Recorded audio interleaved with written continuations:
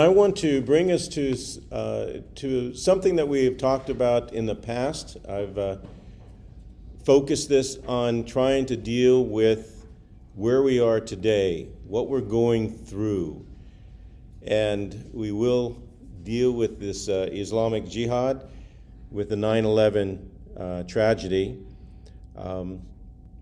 There were Muslims around the world who celebrated what happened. A lot of them were in remorse, or they were concerned, and they were giving their condolences and so on. But there were those who were very happy about what happened. A group of Palestinians were filmed celebrating in the street after hearing the local news reports of attacks on the World Trade Center and the deaths of thousands of Americans. 9/11, 2001. Fox News reported that in al-Hilwa, Lebanon's largest Palestinian refugee camp, revelers fired weapons in the air, with similar celebratory gunfire also heard at the Rashidiyya camp near the southern city of Tyre. So they celebrated the massacre of people. Another day to remember, and this was recent. A group of Palestinians were filmed celebrating in the streets after hearing the local news reports of attacks on a musical festival and the deaths of over 1,000 Jews. Fox News reported that Muslims in Gaza and other cities in Palestine fired weapons in the air in celebration of the brutal killing of innocent Jewish civilians.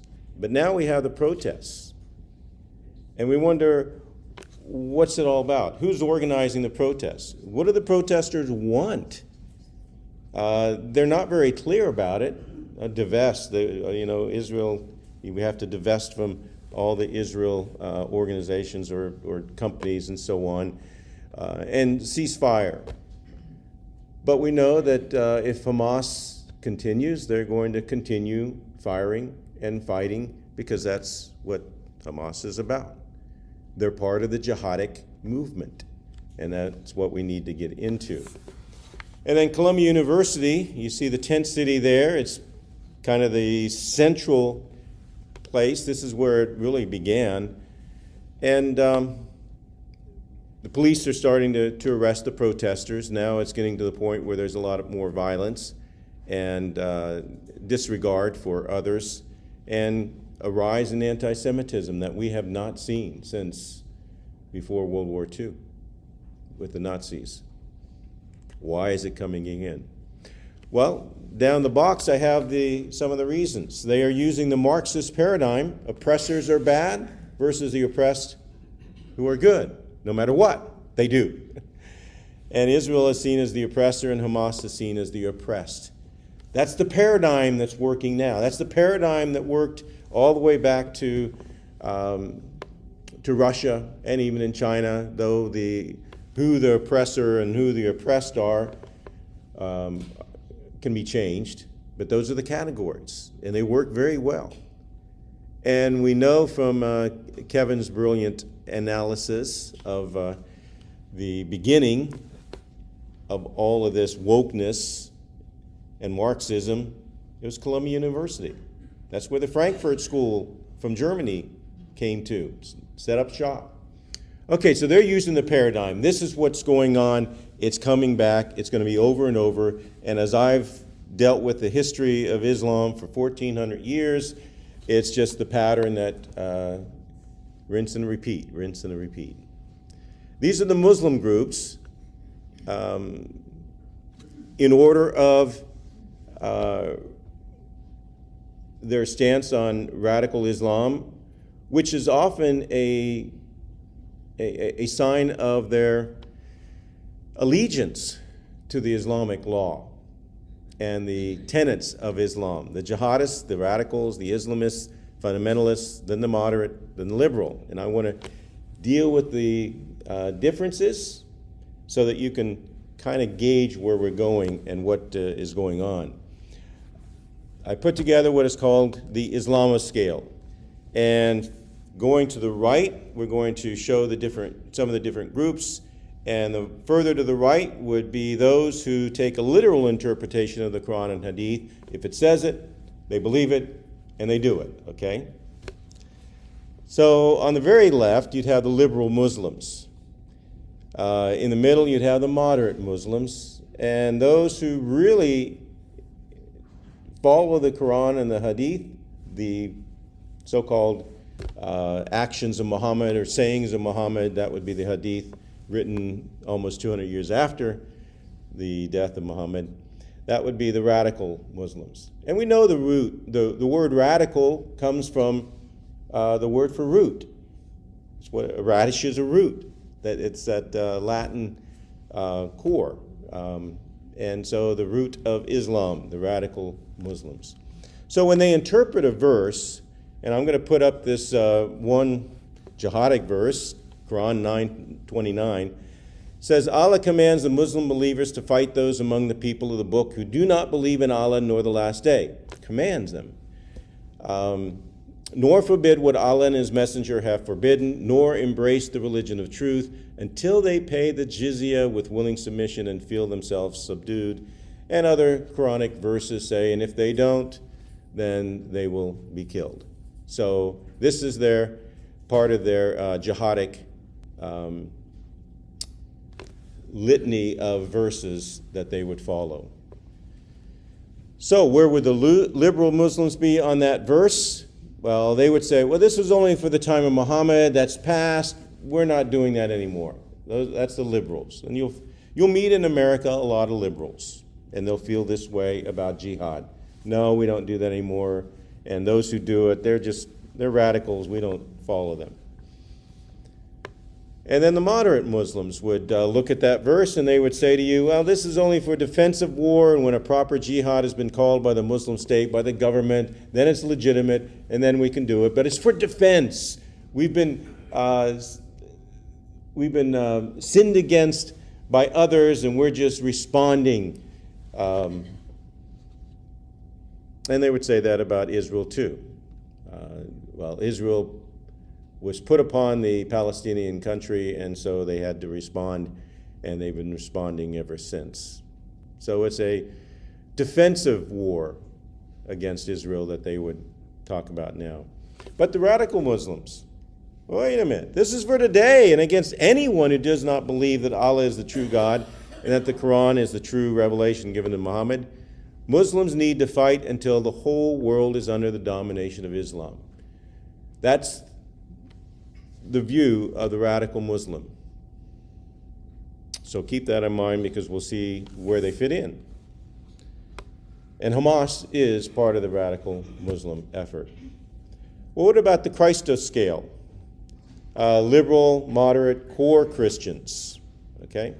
And again, to the right would be those that follow more closely the scriptures, the Bible, Old and New Testament, the core Christians. So if we take a verse, take up your cross and follow me, how would these different groups interpret that? Well, liberal Christians would often say, well, we should be nice to everyone. And you've heard that a lot. What about moderate Christians? Well, we should try to be good examples to others so that our witness may lead them to Christ. We don't have to say anything, we say it with our actions. Because really they're afraid to say anything about Christ in the Bible because they may not know much, or they don't want to be inconvenienced or inconvenience others. But what about the core Christian? They would often say we should live sacrificially and seek to actively reach out in word and deed in order to win the world for Christ, in order to win the world for Christ. And hopefully we are all part of those core Christians, or indeed radical Christians at the root. According to Dr. Qadar, then, radical Muslims exhibit the following distinctions. In favor of applying Sharia, desirous of the return of the caliphate, accept the duty of waging jihad in the path of Allah, opposed to democracy, reject religious equality, reject universal rights, oppose secularism, and desire to see Islam reign supreme and dominate the world. This is all part of what the radical Muslim would follow, wherever they are in the world today. Even if they are in countries that are majority Christian, and they are in the small minority, they will still, if they're in the radical Muslim category, they would still fight for these things. And indeed, we talked about how they've done this even in the States. The dilemma for nominal Muslims, well, individuals who no longer observe the religious aspects of Islam but still identify with a religion based on family ties, personal experience, or cultural customs. These would be the nominal. They may be emotionally connected, but mostly non-practicing Muslims. They've moved away, and we see a lot of this type of Muslim in America. The dilemma for nominal Muslims is that practicing Muslims see them as non-believers and sometimes worse than Christians or Jews. In fact, our liaison person, Muhammad, as we were talking, and I brought up the different denominations of Islam, because he was saying, oh, well, Christians have 400 different denominations and they never agree on these things. And I said, well, you've got denominations too. And he said, no, we're just one. And he wanted to say the Sunnah, the Sunni. And he denied that the Shia are in Iran. They're the ones who are actually supporting Hamas, and Hamas is a Sunni organization, but as a Sunni organization, they appreciate the support and the money from Iran, a Shia country. And so Muhammad, as a Palestinian or growing up in Jerusalem, should know better, but that's what they believe. That's what they would put forth. ISIS made a point of executing nominal Muslims first. They were in the way. They weren't believers in their eyes. They weren't good enough. And then the difficulty concerning the authority for liberal Muslims, because we have a lot of liberal Muslims in America. Since moderate and liberal Muslims are considered outside of genuine Islam, radical or traditional Islam, they may be persecuted by the traditional or radical Muslims, and they are. Since they reject most of the Islamic traditions supported by practicing Muslims, liberal Muslims are provided little or no authority in a Muslim-majority country. They're pushed aside. So, Islamist leaders have called for a worldwide jihad until all people are subjugated to the will of Allah through Islam. That is in their writings. It has been for 1,400 years their goal. So, question, is violent jihad valid for today? Because it's going on all over.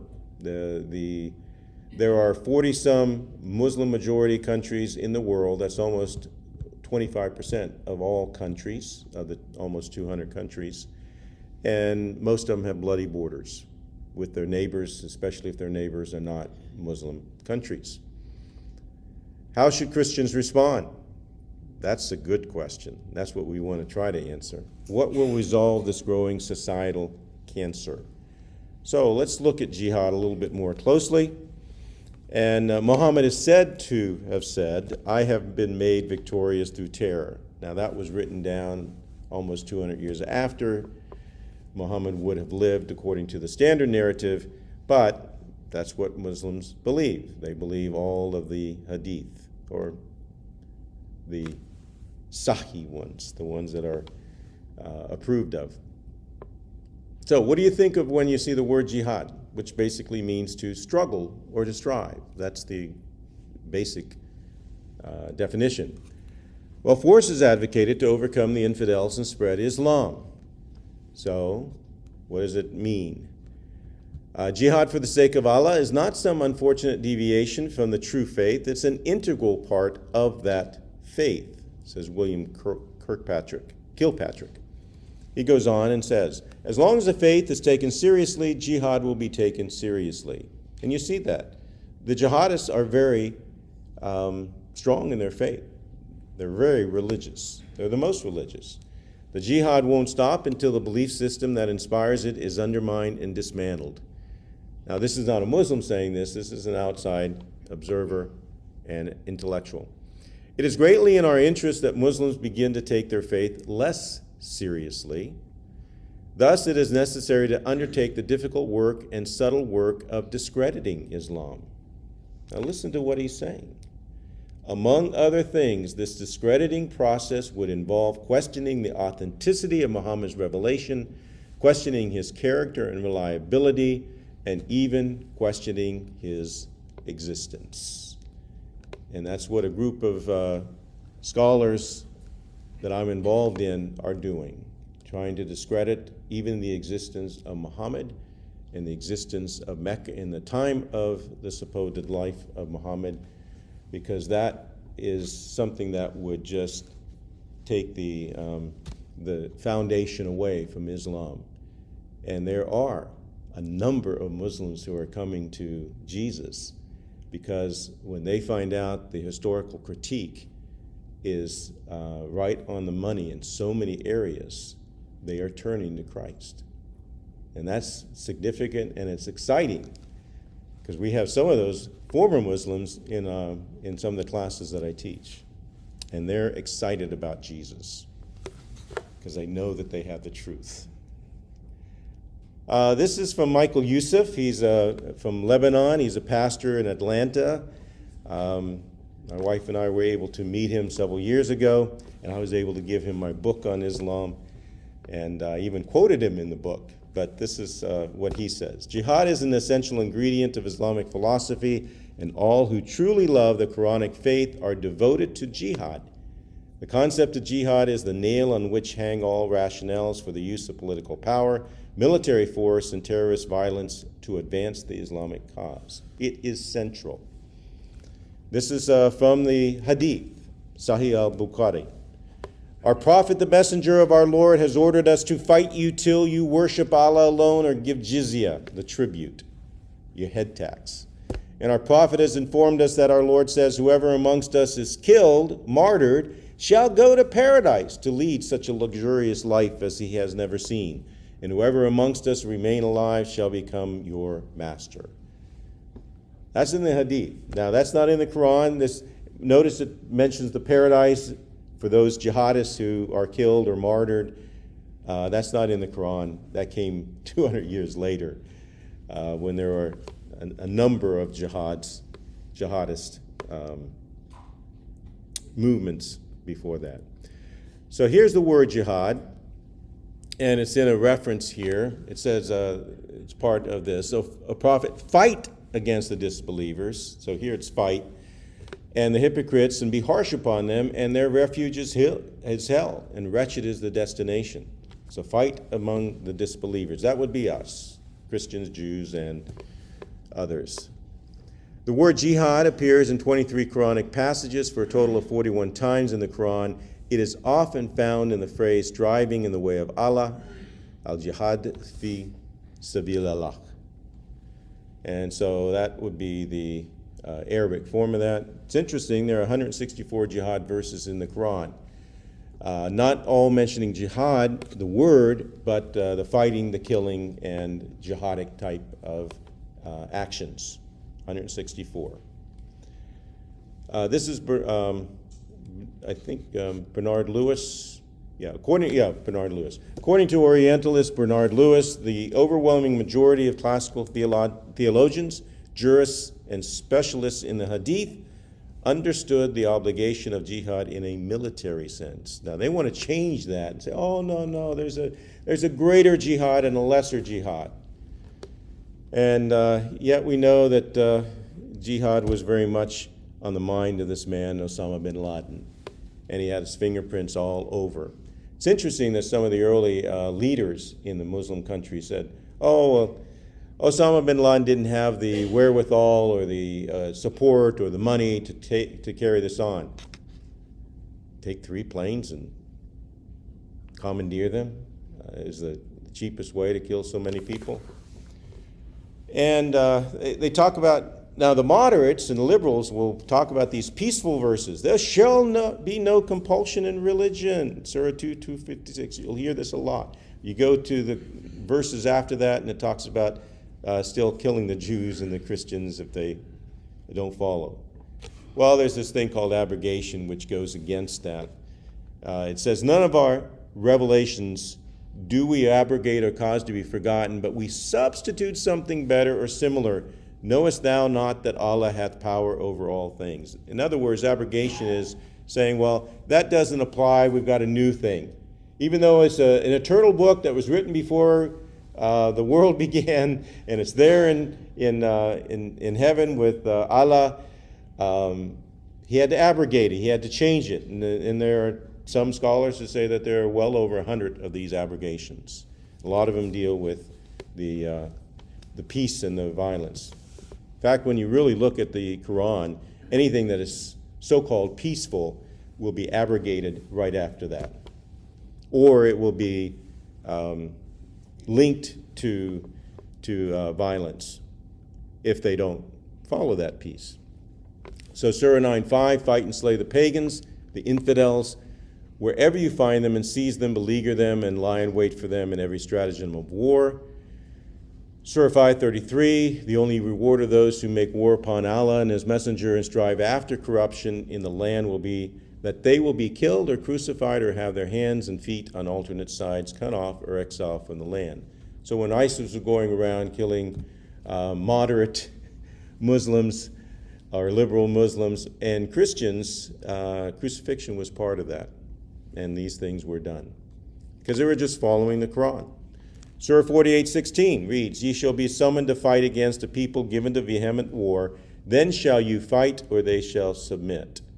So, violence flows out of the primary characteristic of God in Islam, power.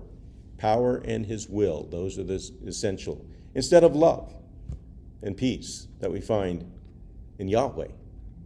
God is affirmed as being able to do anything, including making what is right wrong and making that which is wrong right. So if He changes things, that's okay. If He lies about things, that's okay. Thus, His righteousness is subordinate to His power. Interestingly, there's only one thing which Islam affirms God cannot do. He cannot become incarnate. My friend Jay always teases the Muslims and said, when he's talking about Jesus, your God is so weak, He can't even become a man. But our God is so great that He could come as a human and then take our sins upon Himself and die in our place so that we could be free from them. Isn't that great? Islam denies the sonship of Christ and affirms the impossibility of God coming in the flesh. Thus, the Trinity is also denied. They have a terrible time accepting the Trinity, of course. But sometimes it's fun talking to them about the Trinity. But that's not what you want to start off with. The appeal of jihad today, is it poverty, oppression, injustice? These are things that CNN will put out there. No. Success against the infidel. Fidelity to the Quran. The promise of instant rewards in paradise. Killed in that jihad. All those Hamas soldiers who went out there, there were about 1,000 of them killed by the forces, the Israeli forces, when they finally came to it. They were content. Hamas and the jihadists say that they live to die. They're ready to die because they want to go to paradise. They think it's such a great place. They don't know that those houris that they're looking for, those dark-eyed beauties, are really translated from the Syriac, which was the original, as grapes. So they're doing it all for a box of raisins. Anyway. How do we respond? How non-Muslims and Westerners understand and respond to the concept of jihad is a complex subject, of course. The current trend among influential Muslims is to adopt the position of reformers seeking to define jihad as a personal struggle or at most self-defense against a specified enemy. For example, the Council on American Islamic Relations, you need to know this group, CARE, because it doesn't care, insists that Christians exaggerate the role of jihad and make it out to be holy war when it simply is a broad Islamic concept that includes struggle against evil inclinations within oneself, struggle to improve the quality of life in society, struggle in the battlefield for self-defense, having a standing army for national defense, or fighting against tyranny or oppression. It's all good. Well, that's why they say that there's a greater jihad and a lesser jihad. And this is important because they will start pushing this greater jihad And they say, oh, this is a subjugation of your heart at the will of Allah. You're trying to deal with your own sinful nature and become a better person. It's the lesser jihad, which is the subjugation of the infidel to the religion of Islam. And where do they get that? Well, there's a story.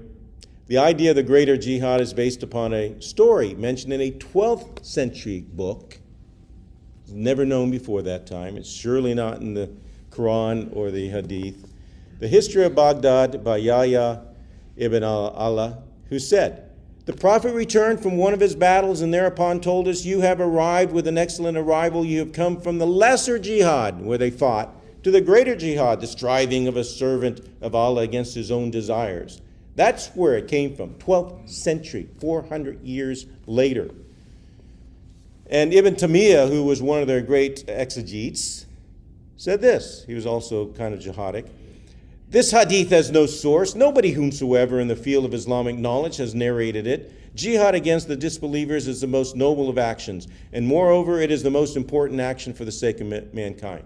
One of their greatest exegetes has denied that this was an original hadith, realized that it was from the 12th century. It has nothing to do with what Islam started off to be. And yet they take it upon themselves and say, oh yes, this is what we need to do, subjugate our own hearts and wills. That wasn't jihad. Does Islam mean peace? Well, it comes, note the SLM, the Arabic, like Hebrew, is a consonantal language. You put the vowels in, that changes the whole meaning. So SLM, salam is peace in Arabic. The SLM, when it's Islam, means submission as a slave. They like to call themselves slaves of Allah. And that's what a Muslim is, one who submits, one who's a slave. See the SLM? But different meanings. It's kind of like the word corpse or corps. Corpse is a dead body, right? The Marine Corps is a very strong, viable, live body of men. Has a different meaning. Same root. Submission comes through jihad, they say. That's the greatest. And they say idolaters and unbelievers were considered enemies of the state. Islamic community, the world was divided into two areas, the world of Islam and the world of disobedience.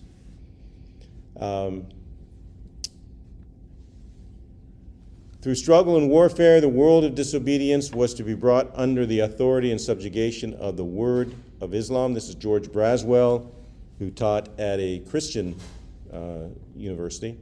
Thus, Islam was the correct and pure religion, and jihad was the method to bring others into it through conversion or through domination. So as an outsider looking in. So does Islam mean peace? For Muslims, there will only be peace when the whole world is under the domination of Islam, when all have submitted to Islam. And that will be peace, they say. Jihad for the sake of Allah is not some unfortunate deviation from the true faith. It's an integral part of that faith.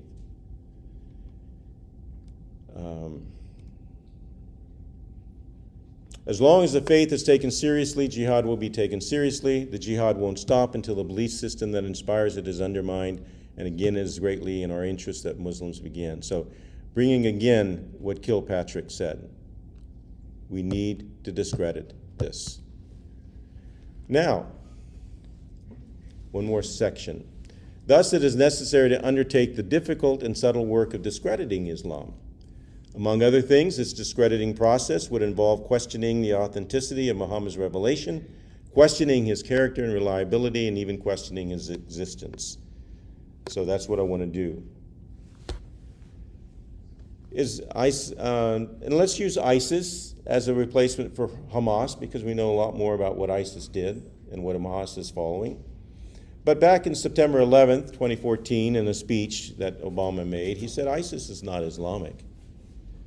David Cameron, who was the Prime Minister of England at that time, said this has nothing to do with Islam. Why do our political leaders deny the connection between Islam and the Islamic State? Well, I think it has to do with what I call pernicious cognitive dissonance, or do you think their obfuscation will prevent mayhem? Maybe they felt like they couldn't say what they really should have said, because they would have had uproar and protests and tent cities and everything else that we see today going on with the campuses. The Islamic State is Islamic. This is from Graham Wood, and I'll be finishing with what he says in a couple of slides to show what he means. The reality is that the Islamic State is Islamic, very Islamic. Yes, it has attracted psychopaths and adventure seekers drawn largely from the disaffected populations of the Middle East and Europe, but the religion preached by its most ardent followers derives from coherent and even learned interpretations of Islam. In other words, he's saying they're doing what the Quran said. They're doing what the Hadith, the words of the so-called words or actions of Muhammad.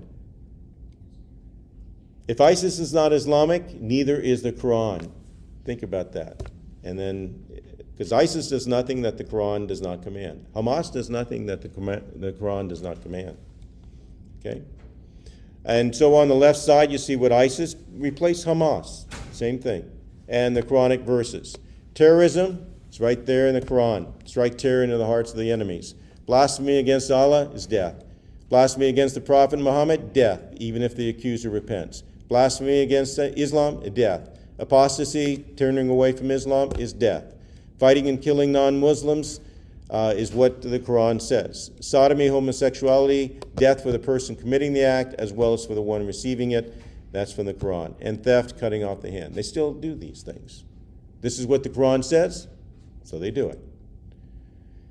Then, if ISIS is not Islamic, neither is Muhammad, because ISIS does nothing that Muhammad did not first do 14 centuries ago. Again, replace Hamas. Left side. Terrorism. Muhammad, I've been sent with the shortest expression bearing the wildest meanings, and I have been made victorious in terror. And they look at that victory. Collateral damage, killing of innocents. When asked about the women and the children of the polytheists being killed during the night raid, Muhammad said, they are from them. That's okay. They're disbelievers as well. Mutilation is okay. Torture is okay. Killing the men and taking the women and children as slaves. The massacre of Banu Qurayza, Muhammad was responsible for the death of over 600 men. And he is said to have been the one to strike them 8 at a time, brought out to the trench that was dug in the middle of the marketplace, and they were beheaded and then thrown into the pit. 600 of them. Graham Wood says virtually every major decision and law promulgated by the Islamic State adheres to what it calls, in its press and pronouncements and honest billboards, license plates, stationery and coins, a prophetic methodology, which means following the prophecy and example of Muhammad in punctilious detail. They're doing what he said. Muslims can reject the Islamic State, nearly all do, but pretending that it isn't actually a religious millenarian group with theology that must be understood to be combated has already led the United States to underestimate it and back foolish schemes to counter it. Again, think about what's happening with Hamas. So how can we respond to each of the three with the gospel? And these are different ways. God of power or love. When the prime expression from Allah is power, then the prime motivation from his followers would tend to be fear. And they fear turning away because they will be killed for apostasy. When the prime expression from God is his love, as we see in Yahweh, the Christian God, then the prime motivation from his followers will tend to be love. So, as I've said in apologetics, we need to understand what they believe, and we need to understand what we believe, so that we can defend what we believe and refute what is in error. So we build relationships, invite Muslim colleagues to meals, volunteer to teach English, help out with campus ministries, encourage your church to begin outreach ministries, which we've done with RUF International, and that's a place where we meet with internationals and talk to them about Christ. Build bridges, develop a true friendship, build trust, ask good questions, read the Gospels together, take the Gospel of John. I used to do that with some Muslim friends. Pray for your Muslim friends. Read Nabil's book,